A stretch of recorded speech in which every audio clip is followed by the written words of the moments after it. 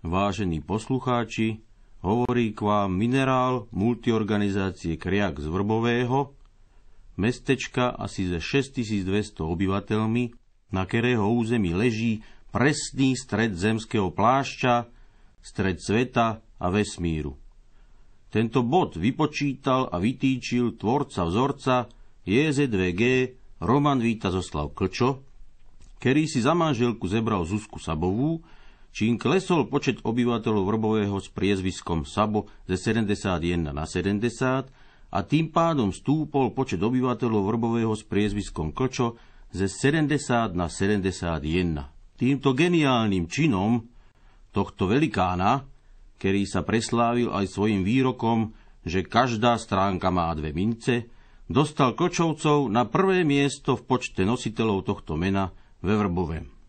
Okrem stredu sveta sa tu nachádza staviteľský skvost, jediná šikmá väža s rovnými dverami, dnes už prakticky zničené prvé konské metro na svete, kde premávali dopravné prostriedky pod názvom Jobusy. Samozrejme názov je podľa vynálezcu tohto grandiózneho projektu. Dál archeologický objav protovrbovského hradiska, ktoré ako jediné hradisko na svete bolo postavené v jame. Práve od tohto miesta začína územie Vrbového pralesa, ktorý sa len tak, a nebojím sa použiť výraz, hemží živočíchmi, ktoré sa nevyskytujú nikde inde v známom vesmíre. Ale poďme už aspoň k niektorým zvieratkám. Veverička ľudožravá. Je to jediný exemplár na svete hryzúci od seba a po zahryznutí sa do obete sosáčikom vysaje krv z nešťastníka. Rak zelený, jeho zákernosť spočíva v tom, že sa kľudne nechá uvariť, zjesť a potom požiera ľudí zvnútra. Sliepka divá usmievavá. Nedzobe, ale hryze, a to strašne ukrutne. V úsmeve je jej zákernosť. Na každého protivníka sa vyložené provokatívne usmieva. Len čo sa nešťastník priblíži, sliepka skokom útočí a jediným kusnutým prehryzne tepny na krku. Ďalšie vzácne živočístvo. Veleryba šípkovská bola dlho považovaná za velerybu grónsku, až usilovnou a dlhodobou vedeckou prácou boli zistené dva malé rozdiely medzi týmito druhmi. Odlišujú sa veľkosťou, veleryba šípkovská má asi 40 cm a tým, že žije len na súši a živí sa výhradne žihlavou. Rak stromový. Jeho zvláštnosťou je, že nič nepočuje ani nič nevidí a tak ho vlastne ani nič nesere, až do chvíle, kým sa nestane koristou dravcov. Korytnačka želvovitá. Jediný druh na svete, ktorý sa nepohybuje, čím dochádza ku vzniku celých hromád korytnačiek, tzv. Želvokop, kde dochádza ku kanibalizmu a iným nechutnostiam. Vážení poslucháči, ja vám neradím vidieť takúto želvokopu. Ryba stromová. Vyžiera dutiny stromov, čo zežere, to aj vylučuje, a to v rovnakej forme. Teda zdanlivo zdravý strom je vlastne vyžratý. Starí vrbovanci ich po zapchatí zadného otvoru využívali na výrobu fujár. Macík pikču. Je to jediný kríženec rastlinnej a živočíšnej ríše. Vyrastá ze zeme, ku ktorej je celý život z jednu nohu pripútaný koreňmi. Živí sa rastlinmi vo svojom bezprostrednom okolí, po ich vyžratí odumiera, vysušuje sa a vietor roznáša semená, z ktorých vyrastajú ďalšie macíky.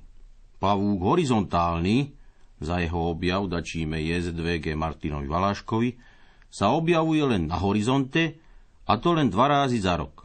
Na Vánoce a na Nový rok. Zaujímavosťou je, že pavúky horizontálne pravoslávneho vierovyznania sa objavujú o 2 týždne neskôr. Koník jednohlavý. Je preňho charakteristické, že má len jednu hlavu. Dorastá do výšky nepokosenej trávy, je zelenej farby a keď ležiac na chrbáte jeho nôžky povievajú ve vetre spolu s trávou, je prakticky nepozorovateľný. Ale len do chvíle, kedy ho niekto nevyruší. Vtedy ostáva agresívny a farbu mení na červenú. Protivníka sa snaží zadúpať svojimi kopítkami do zeme, čo sa mu pre jeho malú hmotnosť málo kedy podarí, a vlastne sme takýto prípad ešte nezaznamenali. Po takomto neúspešnom pokuse ostáva psychicky natoľko otrasený, že takéhoto koníka je lepšie utraciť. Sova jobusová. Je to jediný vták, ktorý dokáže bez pomoci krídel a využívania vzdušných prúdov ostať ve vzduchu na jednom mieste. Patrí medzi špagátovníky. Loví vtáky a menšie modelárske lietadlá. Jaščer neukojiteľný. Jediný tvor, ktorý sa dokáže páriť s hociktorým iným druhom, ba v niektorých prípadoch dokonca aj s rastlinou. Toľko aspoň niektoré z jedinečných živočíchov, ktoré sú záujmom našeho výskumu. No multiorganizácia KRIAK sa zaoberá a aj vyriešila množstvo celosvetových problémov a je vždycky pripravená podať ľudstvu pomocnú ruku. Spomenem aspoň niektoré z úspechov. Vypočítanie a vytýčenie stredu sveta a vesmíru. Vyriešený spor, či bola prvá sliepka alebo vajco. Zastavenie rozpínavosti vesmíru. Vynájdenie stacionárneho mopedu. Vypestovanie stromov se štvorcovým profilom. Vynájdenie prvých motorových okulárov. Doplnenie hlásky dlhé M do slovenskej abecedy. Objavenie najvyšších podzemných veľhôr. Vyriešenie problému celosvetového hladu. Založenie hnutia Greenpeace na ochranu zleuderených a dokrývaných klincov. A mnoho ďalších a ďalších. Logickým vyústením bol 17. marec 2001, kedy bolo Vrbové vyhlásené za hlavné mesto svetovej vedy. Vážení poslucháči, nemajte žiadne obavy z budúcnosti. Naša multiorganizácia KRIAK na čele s jej predsedom Húpacím konom vás šmahom ruky vyvede stápaná v čiernych tmách a ukáže vám správnu cestu.